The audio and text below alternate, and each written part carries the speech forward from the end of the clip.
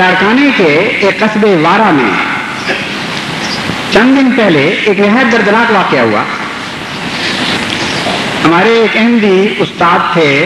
Master Abdul Hakim صاحب ابڑو، نہایت غریب طبیعت، نیک نفس اور اچھے اخلاق رکھنے والے، جن کا اثر سارے شہر پر بھی اچھا تھا اور اپنے طلباء پر بھی ان کا بہت ہی نیک اثر تھا۔ اس لیے کسی ذاتی دشمنی کا ان کے خلاف کوئی سوال ہی پیدا نہیں ہوتا تھا۔ لیکن گزشتہ کچھ عرصے سے وارے کے علماء نے ان کے قتل کے فتوے دینے شروع کیے اور ان کو ایسے کارڈ ملنے شروع ہوئے جن میں واضح طور پر قتل کی دھمکیاں دی گئی اور کہا گیا کہ تم اپنے دین سے توبہ کر لو، اپنے مسلک سے ہٹ جاؤ، ورنہ تمہارا انجام بہت دردناک ہوگا اور بہت بری طرح تمہیں مارا جائے۔ مجھے بھی انہوں نے دعا کے لیے خط لکھا اور جواب میں نے ان سے کہا کہ لکھا ان کو کہ آپ دعا کرتے رہیں اور صبر سے اس مسلک پر جاری رہیں، اس سے پیچھے ہٹنے کا یا روح گردانی کا تو احمدی کے لیے سوال ہی پیدا نہیں ہوتا۔ جو اللہ تعالیٰ کی تقدیر ہے وہ بہرحال ظاہر ہونی ہے۔ چنانچہ چند دن پہلے رات کے 2 بجے کچھ لوگ جو غلطی سے اسلام کا ایک اور تصور اپنے دل میں لیے ہوئے تھے، وہ کلہاڑی لے کر ان کے گھر میں داخل ہوئے اور سوتے کو پکڑ کے پہلے تو کلہاڑی سے ذبح کرنے کی کوشش کی گئی۔ پھر وہ جب انہوں نے مزاحمت کی تو پھر کھلے کلہاڑیوں کے وار کیے گئے اور ان کے جسم پر 28 گہرے گھاؤ آئے ہیں کلہاڑیوں کے۔ پھر اسی پر اکتفا نہیں کی گئی بلکہ ان کی بیوی کو بھی کلہاڑیوں سے شدید زخمی کیا گیا، ان کی بچی پر بھی حملہ کیا گیا، ان کے بیٹے کو بھی زخمی کیا گیا اور یہ کام پورا کر کے انہوں نے سمجھا کہ ہاں نعوذ باللہ من ذالک، ہم نے اسلام کی فتح کے سامان کر دیے۔ لیکن اللہ تعالیٰ کی شان ہے کہ ان میں سے ایک بھی اپنے مسلک سے پیچھے نہیں ہٹا، بڑے صبر کے ساتھ وہ آخر وقت تک اس پر قائم رہے اور سرے میں بھی انہوں نے انحراف کی راہ اختیار نہیں کی۔ یہ وہ عملی تفسیر ہے الا الذین آمنوا وتواصوا بالحق وتواصوا بالصبر کی، کہ جماعت ایک ایسی قائم ہونے والی ہے جو نہ صرف صبر کی تلقین کرے گی بلکہ خود صبر کا دامن پکڑ کے بیٹھ رہے گی اور جتنی بڑی سی بڑی آزمائش میں بھی اس جماعت کو مبتلا کیا جائے گا وہ صبر کا دامن نہیں چھوڑے گی۔ لیکن بسا اوقات یہ بھی ہوتا ہے کہ ایک صبر کرنے والے کے دکھ کو دیکھ کر، اس کی تکلیف سے متاثر ہو کر کم حوصلے والے اپنا صبر کا دامن چھوڑ دیتے ہیں۔ بعض دفعہ کسی آپریشن کو دیکھتے ہوئے جس کا آپریشن ہو رہا ہو اس کو تو اتنی تکلیف نہیں ہو رہی ہوتی جتنی دیکھنے والے بعض دفعہ محسوس کرتے ہیں۔ اور میں نے خود دیکھا ہے ایک نظارہ کہ ایک دانت نکلاتے وقت ایک مریض کی جو حالت تھی اس کو دیکھ کر ایک نوجوان جو پاس کھڑے تھے وہ بے ہوش ہو کے زمین پہ جا پڑے اور جن کا دانت نکالا جا رہا تھا ان کو پرواہ بھی نہیں تھی۔ تو اس لیے میں نے اس مضمون کو اٹھایا ہے کہ جب ایسے واقعات رونما ہوں اور ہماری تقدیر میں یہ لکھے ہوئے ہیں، یہ تو ہوں گے ہمارے ساتھ، بیٹوں کے سامنے باپ ذبح کیے جائیں گے، باپوں کے سامنے بیٹے ذبح ہوں گے، عورتیں بیوائیں ہوں گی، بچے یتیم ہوں گے۔ جو مسلک ہم نے پکڑا ہے یہ تو وہ ہے جو حضرت محمد مصطفیٰ صلی اللہ علیہ وآلہ وسلم کا دکھایا ہوا رستہ ہے۔ اس رستے پر تو یہ چیزیں آنی ہیں، لیکن میں اپنے کمزوروں کو نصیحت کرنا چاہتا ہوں کہ یہ لوگ جو صبر پر قائم ہیں اور صبر پر قائم رہیں گے، ان کی قربانیوں کو اپنی بے صبری کے ذریعے ضائع نہ کریں، ہرگز کوئی ایسا رد عمل نہ دکھائیں جس کے نتیجے میں ہمارے صبر کرنے والوں کا صبر ضائع ہو جائے۔ کامل سکون کے ساتھ توکل علی اللہ کرتے ہوئے، دعائیں کرتے ہوئے ہم نے اس راستے پر آگے بڑھتے چلے جانا اور ظلم کے جواب میں ظلم نہیں کرنا۔ ہماری سرشت میں یہ بات داخل کر دی گئی ہے اور ہم نے اس کی حفاظت کرنی ہے۔ ہمیں بنایا اس طور پر گیا ہے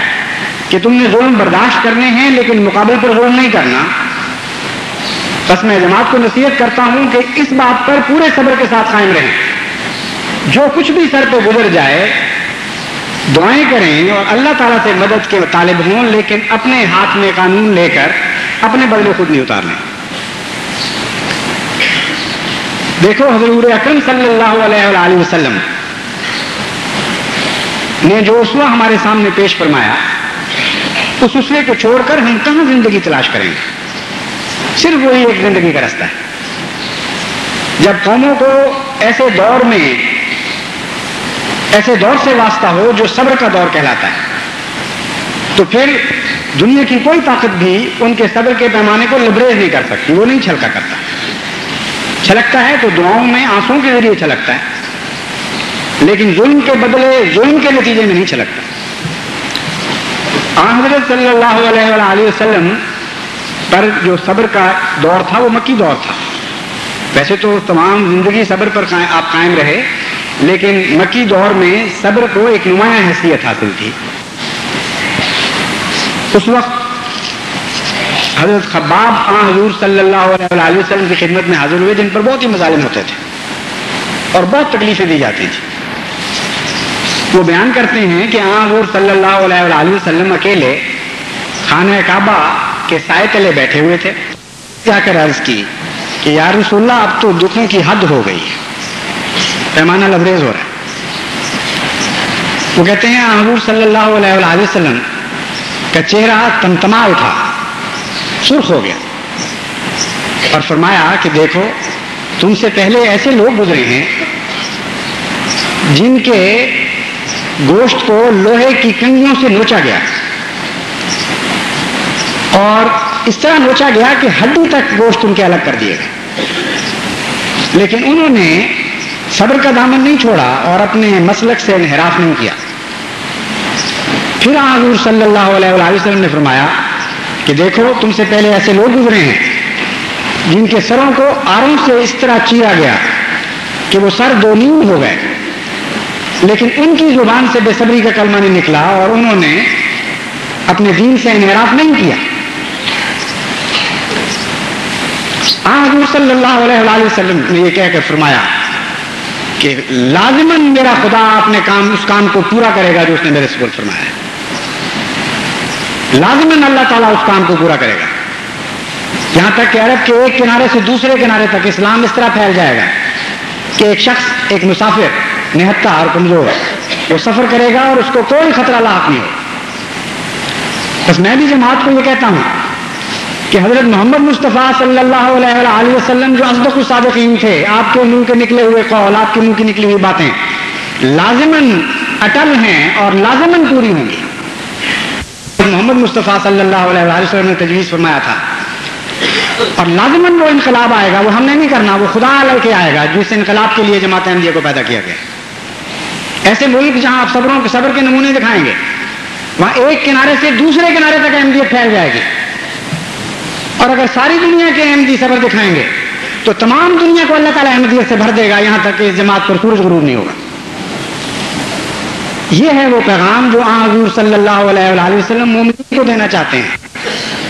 اور یہی وہ مضمون ہے جو راتوں کو دن بنانے والا مضمون سورہ عصر میں بیان ہوا ہے۔ مجھے بعض دفعہ تعجب ہوتا ہے، لوگ بڑی بے صبری سے یہ لکھ دیتے ہیں کہ اب کیا ہوگا، اب تو ہمارے مردے اکھاڑ کر پھینکے جانے لگے۔ میں ان سے کہتا ہوں کہ ایک مردہ کیا، تمام احمدیوں کی لاشیں بھی اکھاڑ کر باہر پھینک دی جائیں، تب بھی وہ اپنے مسلک سے نہیں ہٹیں گے اور ہرگز نہیں ہٹیں گے، اور اپنے رب پر توکل کرتے ہوئے آگے آگے بڑھتے چلے جائیں گے، تب بھی وہ صبر کا دامن نہیں چھوڑیں گے۔ ہم مظلوم بن کر زندہ رہنے کے لیے پیدا کیے گئے ہیں، اور مظلوم بن کر ہی زندہ رہیں گے، اور انشاءاللہ تعالی ہم پر ظلم کا داغ کبھی نہیں لگ سکے گا۔ یہ آپ کریں اور توکل کریں اور دعا کریں، پھر دیکھیں کہ اللہ تعالیٰ کے فضل آپ پر کس طرح نازل ہوتے ہیں۔ یہی ہماری تقدیر ہے، اسی تقدیر کے ساتھ ہم نے آگے بڑھنا ہے، اسی طرح ہم نے دنیا کو فتح کرنا ہے۔ صبر اور نصیحت یہ دو ہتھیار ہیں جو ہمیں عطا کیے گئے ہیں، بس اللہ تعالیٰ ہمیں ہمیشہ صبر اور نصیحت کے طریق پر قائم رکھے، ہمارا ممد و مددگار ہو، ہمارے حق میں وہ ساری خوشخبریاں پوری فرمائے جو حضرت محمد مصطفیٰ صلی اللہ علیہ وآلہ وسلم نے صبر کرنے والوں کو دی ہے، اور وہ تمام خوشخبریاں پوری فرمائے جو حضرت مسیح موعود علیہ السلام کی ذات سے وابستہ تھی۔ حقیقت ہے کہ آج ہم وہ روح ہیں جن کے ذریعے انقلاب برپا ہوگا دنیا میں. ہم وہ انقلابی ہیں جن کے ذریعے دنیا کی تقدیر بدلی جائے گی. ہم نے دکھوں کو راحتوں میں تبدیل کرنا ہے. ہم نے راتوں کو دنوں میں بدلنا ہے. اللہ تعالیٰ ہمیں اس کی توفیق عطا فرمائے.